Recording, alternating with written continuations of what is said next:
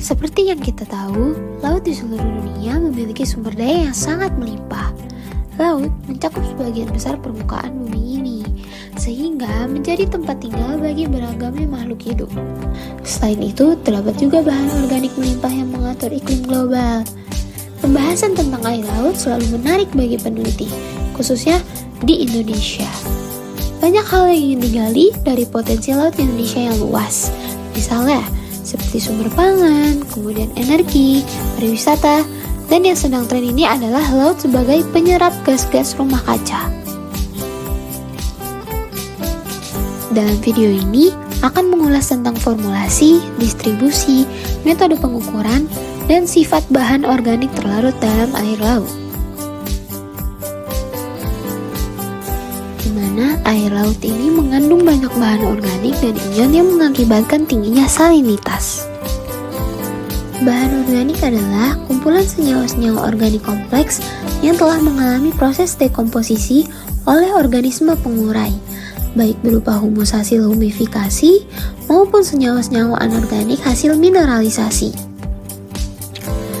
Contoh bahan organik yang ada di laut yaitu ada karbohidrat, kemudian ada amino acid, lalu ada hidrokarbon, carboxylic acid, dan humic substance.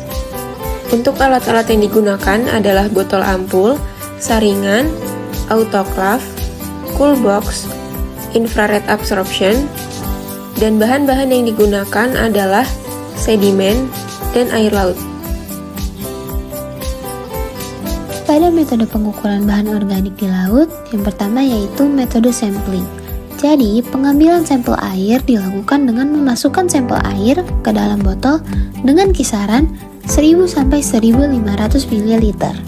Usahakan jangan ada gelembung udara yang masuk. Kemudian, botol sampel tersebut ditutup dan diberi label, lalu dimasukkan ke dalam cool box.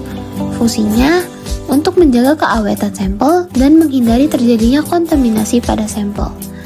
Lalu, sampel tersebut dibawa ke laboratorium. Setelah sampel dipindahkan ke dalam sebuah ampul, selanjutnya dipindahkan kembali ke tabung reaksi atau labu Erlenmeyer untuk diautoklaf dengan suhu 130 derajat selama 1 jam. Setelah dingin, autoklaf dibuka dan karbon dioksida akan terbentuk oleh oksidasi dari bahan organik yang diubah dengan helium atau nitrogen. Lalu, diukur dengan alat ukur yang terbuat dari infrared absorption atau dengan absorption chromatography. Selanjutnya untuk metode perhitungan bahan organik, yaitu presentasi bahan organik sama dengan WO kurang WT per WO dikali 100%.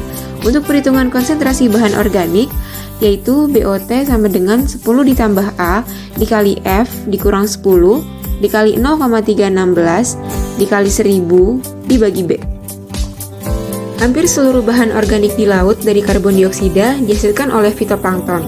Konsentrasi dan persentase bahan tergantung pada keseimbangan bahan organik terlarut dari hasil pembusukan, ekstresi, dan hasil penguraian atau pemanfaatannya. Maka dari itu, kita semua harus sadar akan tanggung jawab kita sebagai manusia untuk menjaga ekosistem laut. Karena kelestarian sumber daya laut adalah tugas kita bersama guna keberlanjutan sumber daya kelak.